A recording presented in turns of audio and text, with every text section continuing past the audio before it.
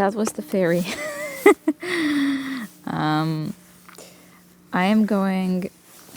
I'm commuting to the ferry terminal, and this is the path I'm taking.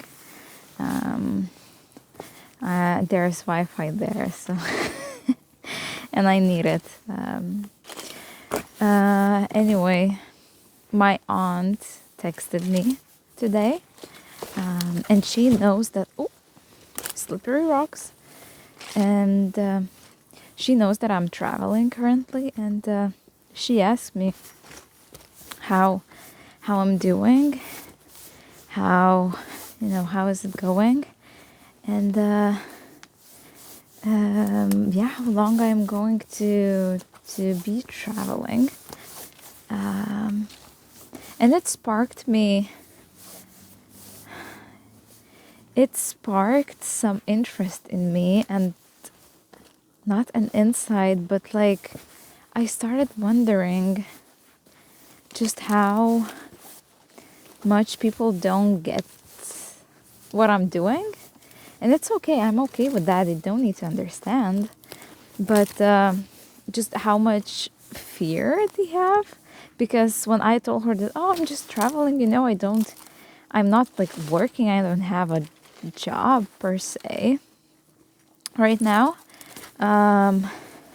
She was like, but you cannot, travel if you don't have the means to sustain it. Like, how are you doing it? Like, you are such a brave lady. And I mean, I don't really see the bravery, because to me, okay, I would not say that this is not brave, but it was the most natural path for me. It was the most natural choice that I could have made in my entire life, and it would have been even more brave or downright just what is it? It would have been just a big sacrifice and torture of myself to stay where I was, to stay in the objectively nice job, in an objectively nice apartment, where I was living, and I was living in the capital city back in my home country, and I was miserable. I hated that job so much, and I worked at an office. It was a bank job, and it wasn't for me. It was never for me, and I stayed there for 5 long years until I could not take it anymore, and I just thought there has to be more to this life. It cannot be just this soul-sucking, every day, just barely existing, trying to make ends meet. And I just didn't like my life. And to me, to continue sacrificing myself, sacrificing my health, my happiness, my time, my energy, that is, oh wow, that is brave, but in a stupid way. Like, it just takes so much strength to just keep on going, because it's not sustainable. And when I had this opportunity to finally travel to the country that I've dreamt about since I was, I don't know, a teenager, it was the most natural way. It was the path of least resistance to me. So I don't really get it when people, and several people have said to me, you're so brave because I'm traveling alone, but like, Canada isn't dangerous. Like, okay, like, it's dangerous in terms of like bears and animals, but I don't know, I feel like there are far more dangerous places than Canada. And I guess the purpose of my travel is also, people don't really get it. And also, I haven't explained it. I haven't really explained it, but I just felt called to be here. And the best way to explain it is that I felt it with everything in my body. I had this deep, deep knowledge and knowing in my bones that I just need to be here. And I'm sure you have all experienced it too, where there's a decision that you need to make and you know for sure that there's no other way, because you just have to do it. Like there's something pulling you, like there's something calling you, and you cannot explain it even to yourself. Even to this day, I'm still wondering. And lately I've been getting into the habit of taking morning walks, and I am always ruminating and I'm always thinking about the fact of, what is it that I'm doing here? Because I am not really sure myself. I just felt the call, felt the pull, and I felt that it was inevitable in a way where there is something for me. There is something for me there. I don't know what. I have no clue, but I just feel it with every cell in my body. And at that point, it didn't matter if I had a job or not. It didn't matter if I had means to sustain myself. I mean, of course it mattered, and I tried to prepare as best as I could. I saved up so I could get there, and I could travel, and I could afford like insurance and just basic needs. But then I since this was the call that I felt was from the universe itself, I was like, okay, if you are calling me there, then take care of me also. Take care of me. And so far, I have been amazed at just how little I can get by with, and also how much I am able to receive and how much I do receive when I stop. Oof, another slippery. Oh my god, I'm going down the hill and it's a very slippery because it rains here so much. And the way I do travel, it's slow traveling. I don't do tourist like attractions. I am not here for 5 days. I'm here for 1 year, and I do travel around. I do go to like interesting spots that tourists also go to, but the way I am living is I am living with locals, and I'm living with community. And currently I'm living on an island where I was so just gracefully welcomed. And I am currently helping to build a meditation center, but it's not what you might think of. It's not like this nice 5-star hotel retreat center. No, it is for serious practitioners who want to do silent retreats in huts for like 3 years or something, and they can be taken care of in terms of food, in terms of wood, warmth, shelter, so they can just meditate for like, I don't know, 8-10 hours a day. So it's all based on the goodness of other people, because people donate, and that's how we are able to build it. And I'm just helping here, and I've been here for 1.5 months now, and I am just seeing the life of how locals live here. I am I am participating in community meetings. I have participated in a funeral. I've been to a funeral, and it's actually the first week when I came here to this island. Our neighbors died, and it was a beautiful ceremony, and I haven't really talked about it yet. I do want to at some point, because it's just, it changed my life. It's changed my perspective.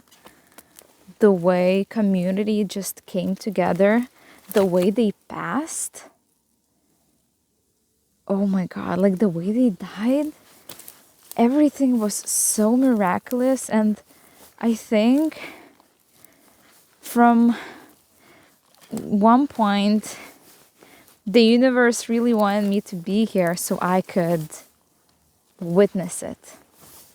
Because the way the community grieved those two members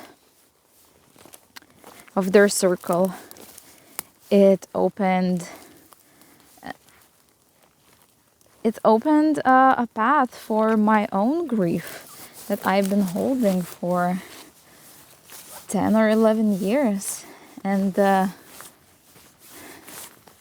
I cried. I don't know those people, but it was just such a wonderful, miraculous moment in my life. And I feel that this place and this community is changing me and healing me and revealing so much old wounds. And I think that is the purpose of my travel. It is being with community. It is seeing other people and finding myself in them. It is not about me. This travel is not about me and going to like fun places and just like partying, or I don't know. I mean, it is about those fun things and like sightseeing too, but it's not the main point. It's not the main thing why I came here. And recently I felt that I've been revealed that the point of my travels is to see the beauty, the strength, and the power of a community that is open to growth. Because when people know each other so closely, there's going to be all kinds of stuff. Wonderful, nasty, there's going to be drama. But the way I've seen everyone handle it just so gracefully,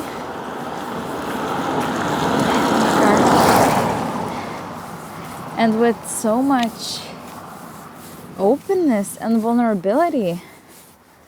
Like I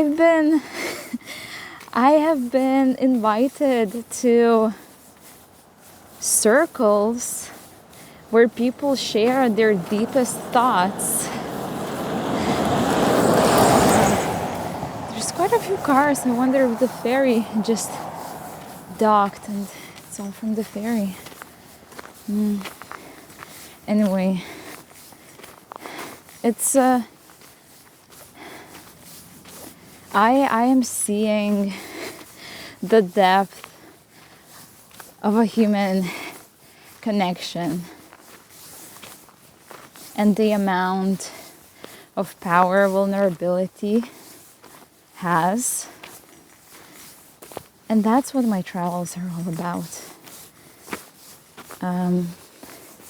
I will be leaving soon.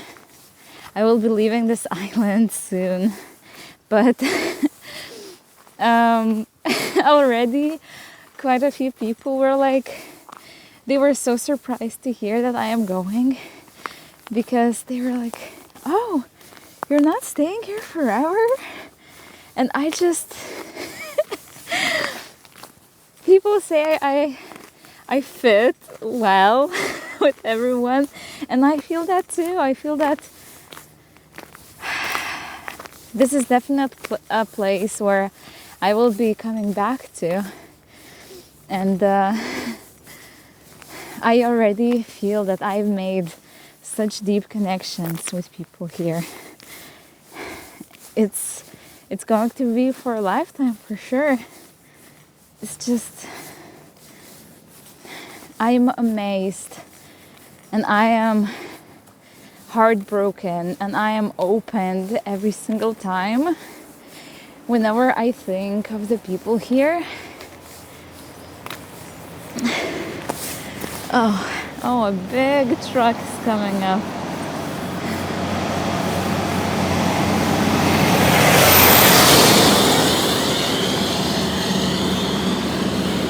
And yeah, I already feel a part of the community here, but I know that I need to travel onward because my plan is to go from West Coast to East Coast in 1 year, and I need to move inland because right now I'm at the West Coast.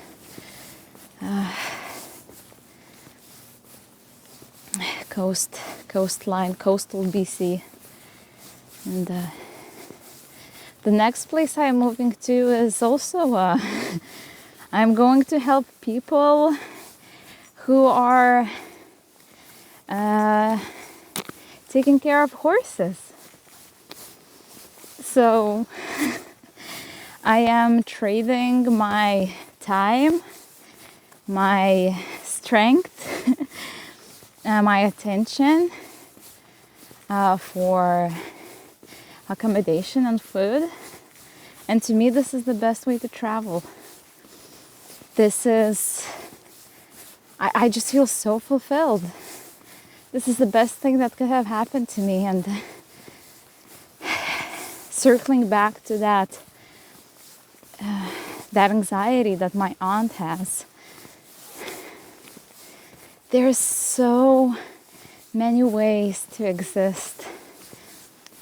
There's so many ways to exist, and they all do not incorporate your standard 9 to 5.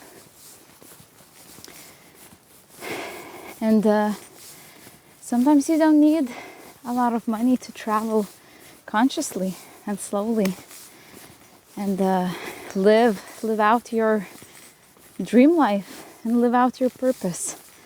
I'm still looking, I'm still searching for my purpose. I have no clue what I'm supposed to do.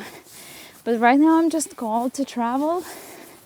I am called to be and witness communities and just be a part of this beautiful blossoming and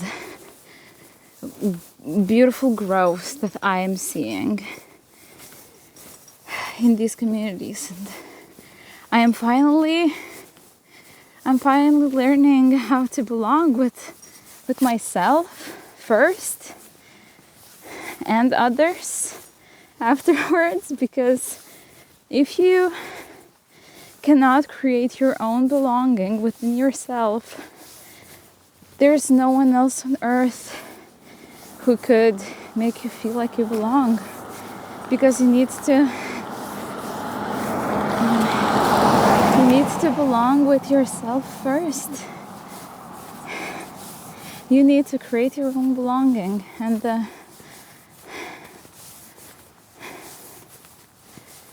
this is where I'm starting to learn it. And so far it's been such a beautiful journey. I'm getting emotional just just by reflecting on everything and on everything that happened here. Sun peeking. Because it's, yeah, I've been opened. I've been cut wide open so many times here. And I have been held so deeply and so beautifully by the people who are living here. And I just cannot imagine going back to anything less. Because now I know how the communities should work and how they should support each other. And then just how much beauty comes out of it. So much pain, but also so much beauty. Yeah. The sun is blinding me. I don't see where I'm going. And that's literal and metaphorical at the same time. I don't see where I'm going, but I'm just taking one step at a time. I'm taking one step at a time. And I'm trying to let go of my mind and my fears and my anxieties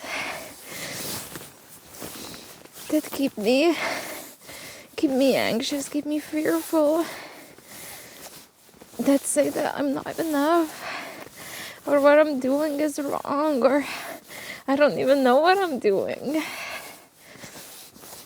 I try to silence them because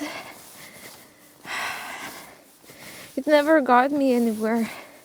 It got me to a very dark place. It got me somewhere where I don't want to be. And I want to find a place where I do want to be, where I do want to belong.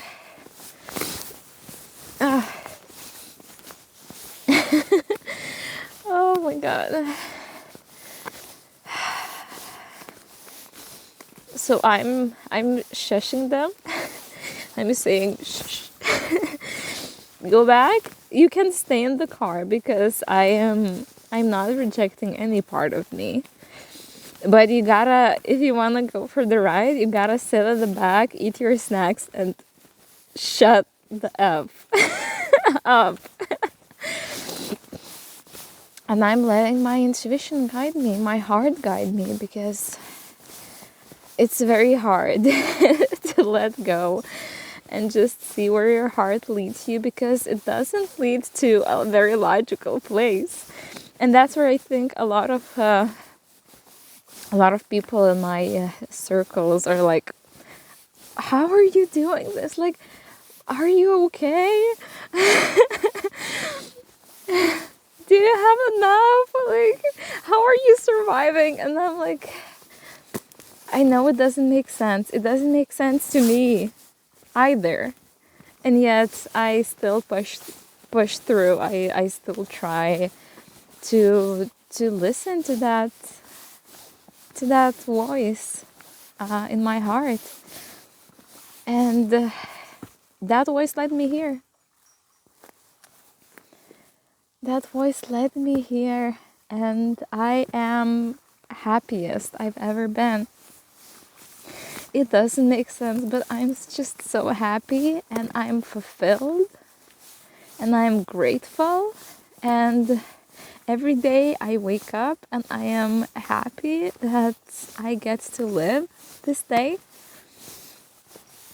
And I'm surrounded by the most amazing people, by the most amazing community, by the most amazing views.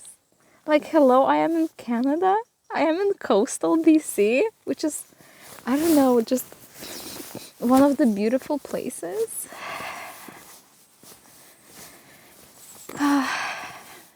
So I don't know where I'm going just yet, but I am going somewhere where I know I want to be. I'm reaching the ferry. Usually it takes me less time because it's what, over 25 minutes. Usually it takes me around 20, but it's kind of hard to go down a slope with a camera in hand.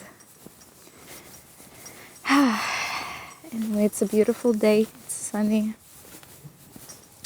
I hope that whatever path you're taking, you're also shushing those logical voices that got you nowhere, and you're listening to your heart.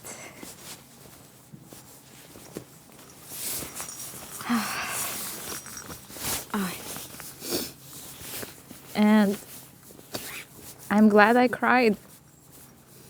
I don't remember the last time I cried in public. I mean, first time crying on the internet, I guess. I love you.